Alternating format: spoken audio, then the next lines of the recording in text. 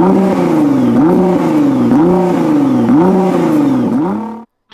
on Motormouth for a glitzy Porsche, and so we'll give you one. The Porsche Panamera, the most economical Porsche of them all. Mind you, that's a bit like the chocolate bar with the least calories, isn't it? So let's get down to the nitty gritty. I'm in a Porsche. Ooh, I'm in a Porsche. Well, okay, yes, but I've never really had that opinion of Porsches, which is bonkers because people who know me know that I'm a Beetle lover, and of course Ferdinand Porsche was the designer of the Volkswagen Beetle, so therefore I should be in love with Porsches, right? Well, for some reason I'm not, and I don't even have an explanation for it. I just don't like them. But this is not your ordinary Porsche, this is a Grand Tourer.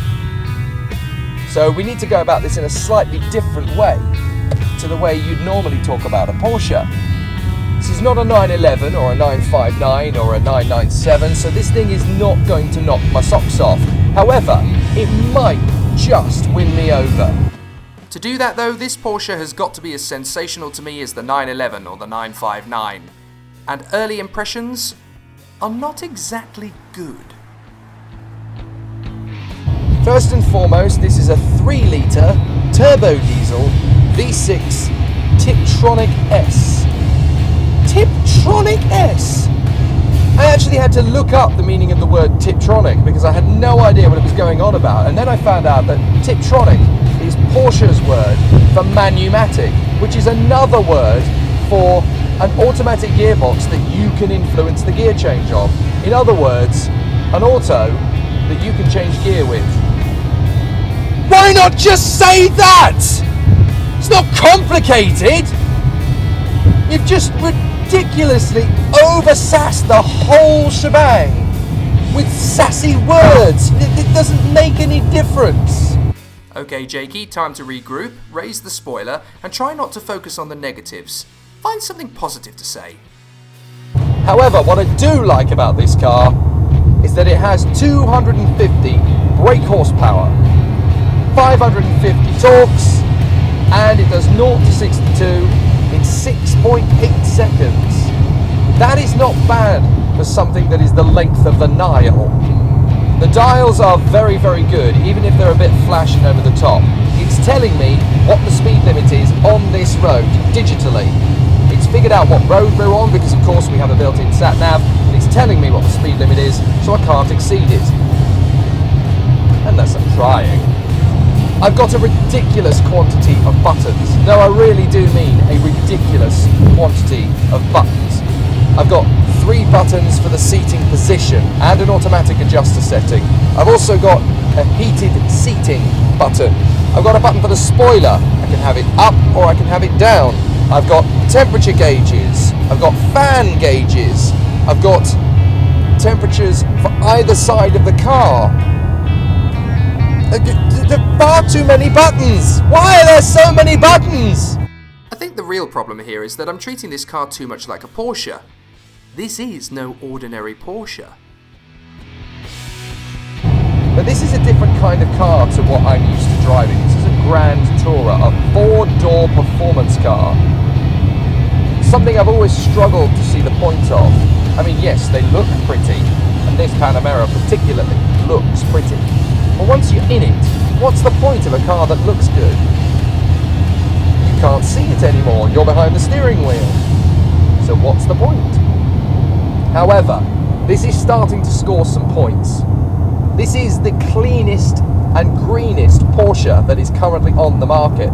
6.3 litres of CO2 emission per 100 kilometres.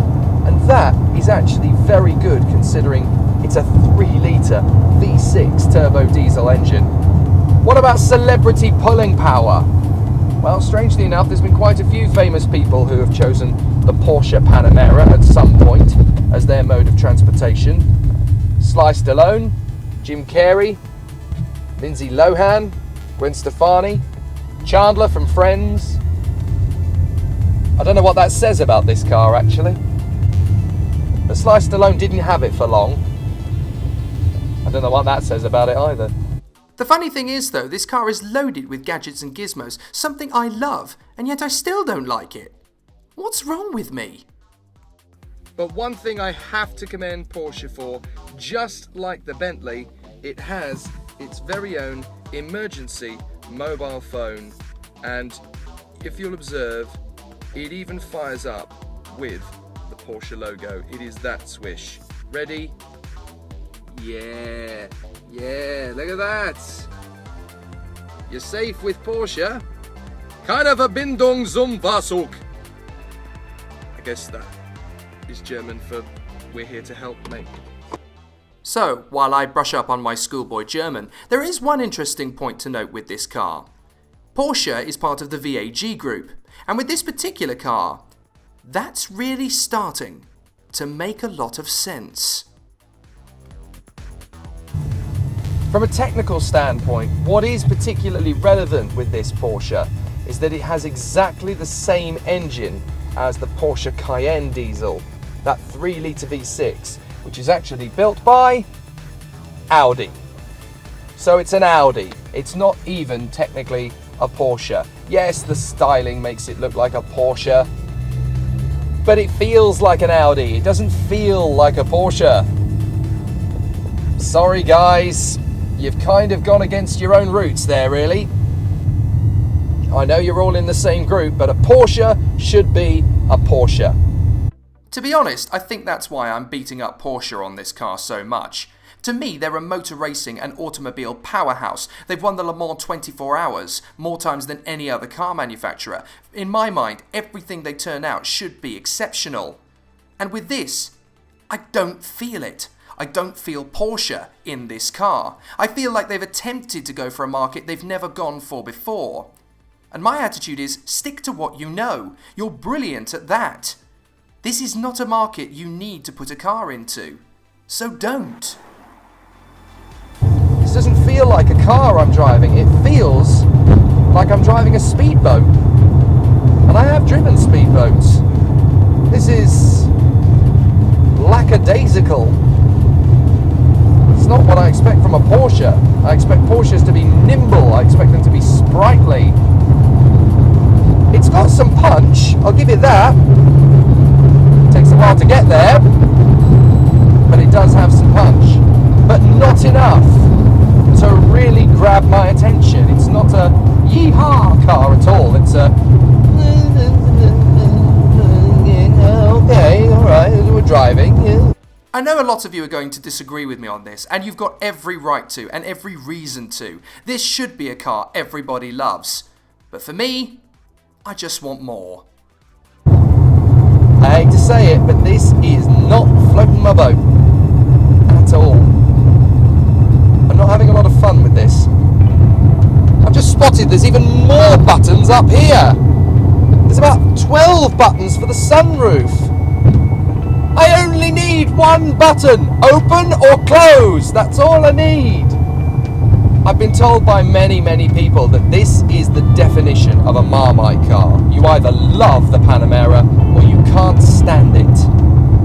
I'm really trying not to let this overwhelming sense of ugh come over me, but I just don't like it.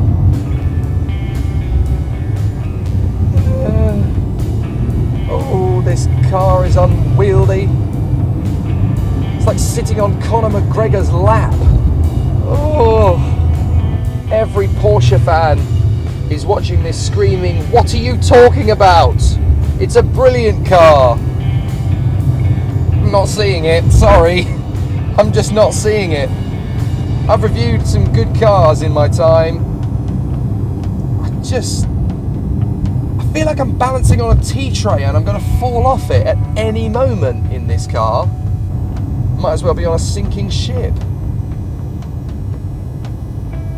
This is a very popular car and it's sold very well. And I'm trying to figure out why. Well, viewers, it was going to happen eventually. Not every car is perfect, and there was always going to be one I didn't like. The Panamera is our first. Mind you, what do I know? I thought Hillary Clinton would win.